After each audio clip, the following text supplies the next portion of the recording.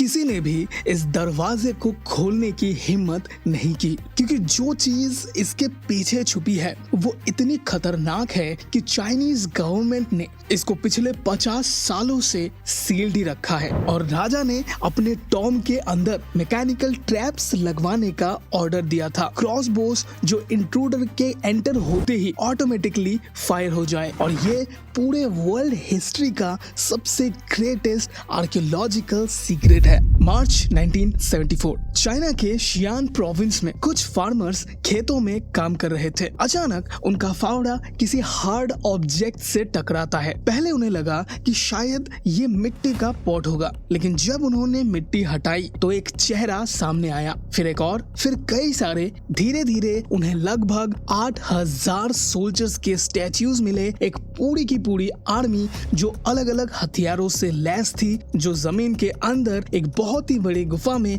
तकरीबन 2000 सालों से मौजूद थी। एक्सकेवेशन के बाद आर्कियोलॉजिस्ट को लगभग 130 रथ और 600 से ज्यादा घोड़े मिलते हैं, जो बिल्कुल किसी चीज को प्रोटेक्ट करने के लिए एग्जैक्ट फॉर्मेशन में खड़े थे। और ये बस शुरुआत थी, क्योंकि ये चाइना के पहले एम्परर चिन शी हुआंग के मकबरे का बाहरी हिस्सा था और ये थी उनकी टेराकोटा आर्मी जो उनके मकबरे की रक्षा कर रही थी। तब तक आर्कियोलॉजिस्ट को ये अंदाजा भी नहीं था कि इस जगह से 2 किलोमीटर दूर लगभग 56 स्क्वायर किलोमीटर्स में फैला एक पूरा का पूरा अंडरग्राउंड सिटी छुपा हुआ है। जमीन के नीचे एक ऐसा शहर जिसमें वो सारी चीजें बनी थी जो एम्परर चिन शी हुआंग के मुताबिक उनके मरने के बाद किंगडम को रूल करने में उनके काम आए। इसमें खाना बनाने के लिए किचन से लेकर store houses, gardens, ceremonial halls, administrative buildings, complex drainage systems और इन सब के सेंटर में मौजूद था एम्परर चिन शी हुआंग का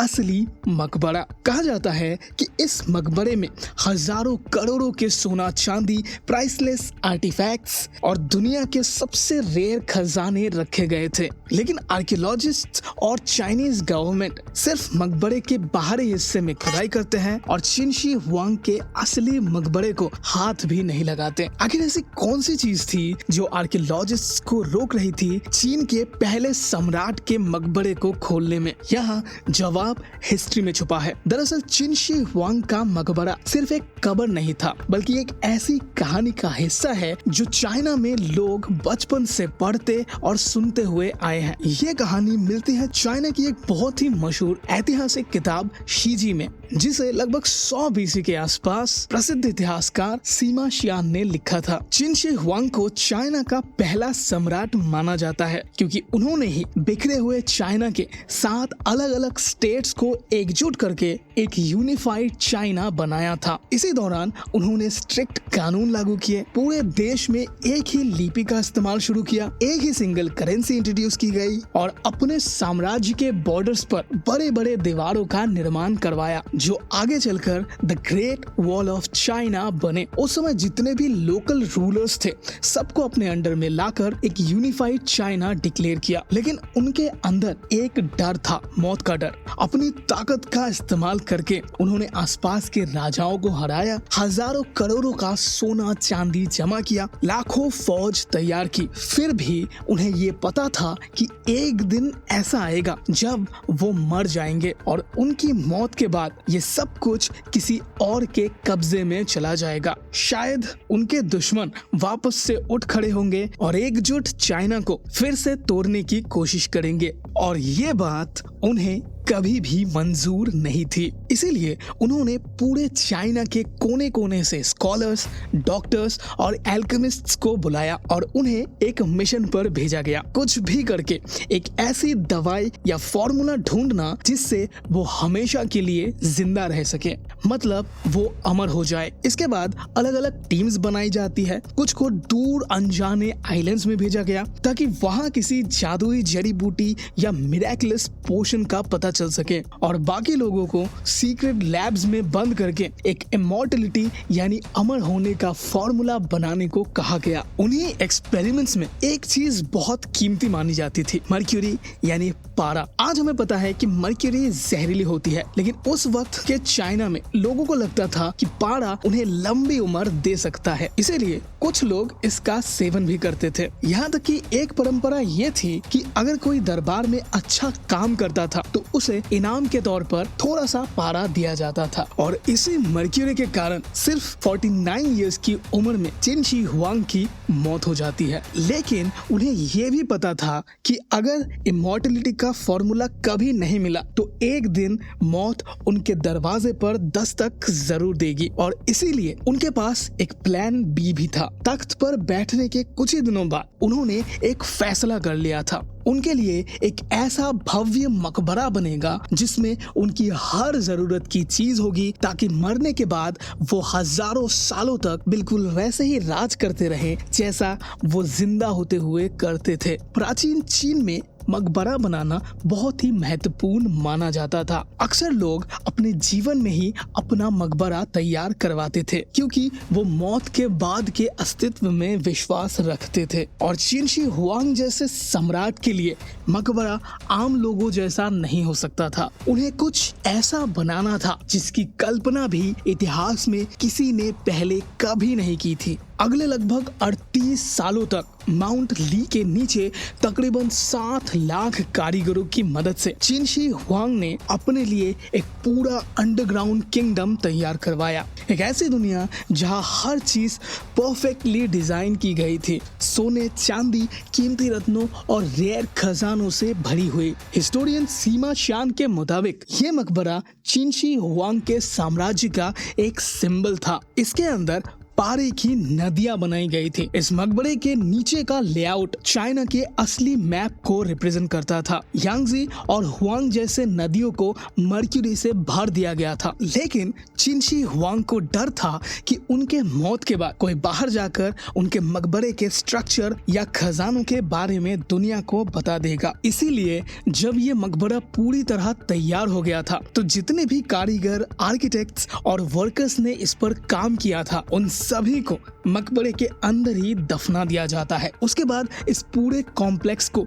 मिट्टी और पत्थरों से ढक दिया जाता है और ऊपर से पेड़ पौधे लगा दिए गए ताकि ये जगह दोबारा से एक पहाड़ की तरह दिखने लगे। और सिर्फ इतना ही नहीं, कुछ एंशिएंट टेक्स्ट में सिक्योरिटी मैकेनिज्म्स जैसे हिडन ट्रैप्स का भी जिक्र मिलता है, जिसमें जैसे ही कोई चोर किसी गलत दरवाजे को खोलेगा तो उस पर हजारों एरोस एक साथ बरस जाएंगे। इस कॉम्प्लेक्स के अंदर मैकेनिकल डिफेंस सिस्टम्स भी लगाए गए थे। इसके बाद आर्कियोलॉजिकल सर्वे शुरू हुआ और तब पूरा साइट पब्लिक नॉलेज में आता है। अब जब सबको पता चल चुका था कि दुनिया भर का खजाना इस टॉम के अंदर मौजूद है, तो सवाल ये है कि इस टॉम के दरवाजे को आखिर अब तक क्यों खोला नहीं गया था। हिस्टोरियन शीमा चान के रिकॉर्ड्स के मुताबिक मकबरे के अंदर 2 संभावित खतरा हो सकता है। एक ये था कि वहाँ मर्क्यूरी का कॉन्सेंट्रेशन बहुत ज्यादा हो सकता है। दूसरा, वहाँ ऐसे ट्रैप्स हो सकते हैं जो ऑटोमेटिक अटैक कर सकते हैं। और जब साल 2020 में साइंटिस्ट की एक टीम ने माउंट ली के पहाड़ों के ऊपर मौजूद हवा की जांच करी तो हवा में मर्क्यूरी के सैंपल वेपर्स नॉर्मल से 100 गुना ज्यादा पाया गया। इसका मतलब हिस्टोरियन सीमा चान के बुक में लिखी हुई बात यहाँ सच साबित हो रही थी। अगर वहाँ सच में इतना मर्क्यूरी हो तो बिना प्रॉपर सेफ्टी के कोई भी आर्कियोलॉजिस्ट वहाँ एंटर नहीं कर सकता। लेकिन अगर खतरा सिर्फ मर्क्यूरी या बूबी ट्रैप्स का ही था तो क्या मॉडर्न टेक्नोलॉजी जैसे हैजमेट सूट्स, वेंटिलेशन सिस्टम्स या रोबोटिक्स के जरिए इसको हैंडल नहीं किया जा सकता था? पर फिर भी आर्कियोलॉजिस्ट्स वहाँ एंटर नहीं कर रहे हैं। तो रीजन सिर्फ मर्क्यूरी या बूबी ट्रैप्स तक ही सीमित नहीं है। कुछ और भी फैक्टर्स हैं जो चाइना जैसी एडवांस्ड टेक्नोलॉजी वाले देश को भी रोक रही थी। जब सबसे पहली बार चिन शी हुआंग के मकबरे के आसपास एक्सकेवेशन शुरू हुई थी और टेराकोटा सोल्जर्स मिले थे, उन्हें देखकर एक सरप्राइजिंग चीज सामने आई। ये मूर्तियां वैसे ब्राउन फेडेड रंग की नहीं थी जैसे ये आज हमें दिखाई देती है। वो सभी ओरिजिनली ब्राइटली पेंटेड थी। लेकिन जैसे ही उन्हें जमीन से निकाला गया और पहली बार हवा के कांटेक्ट में आए, कलर्स सिर्फ कुछ मिनट्स में फ्लेक होकर गिरने लगे। सिर्फ 15 से 20 सेकंड के अंदर उनका ओरिजिनल पेंट पूरी तरह फेड हो जाता था। इसी वजह से आर्कियोलॉजिस्ट को ये समझ में आया कि अगर मकबरे को खोला गया और अंदर के ऑब्जेक्ट्स जैसे म्यूरल्स या स्कल्पचर्स एक्सपोज्ड हुए तो उनको बचाना ऑलमोस्ट इम्पॉसिबल हो सकता है, क्योंकि इस प्रोसेस को सेफली करने के लिए controlled humidity, oxygen free environment और प्रिजर्वेशन चेम्बर्स की जरूरत होती है। और चैलेंज ये है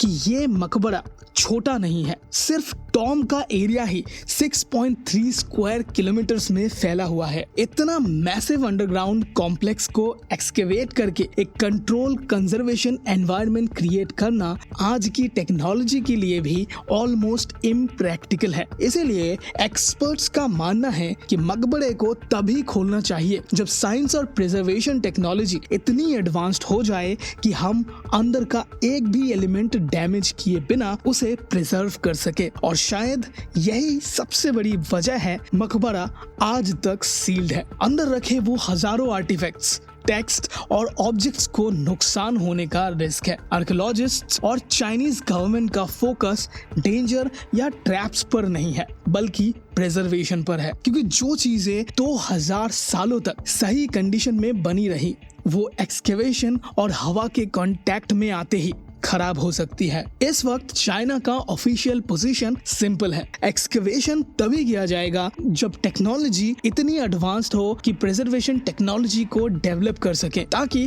कोई भी डैमेज ना हो। तो अभी के लिए एक्सकेवेशन इंटेंशनली डिले किया गया है। हमें सिर्फ इतना मालूम है कि अंदर हिस्टोरिकल मटेरियल्स, कल्चरल आइटम्स और एंशिएंट इंजीनियरिंग का एक यूनिक कलेक्शन हो सकता है, लेकिन उसका असली रूप कैसा है कहना मुश्किल है। जब कभी भी फ्यूचर में मकबरा खोला जाएगा उसी वक्त दुनिया को यह सच पता चलेगा कि चिन शी हुआंग का ओरिजिनल मकबरा अंदर से कैसा था। फिलहाल ये एक अनफिनिश्ड डिस्कवरी है और शायद अपने टाइम का इंतजार कर रही है। Thanks for watching.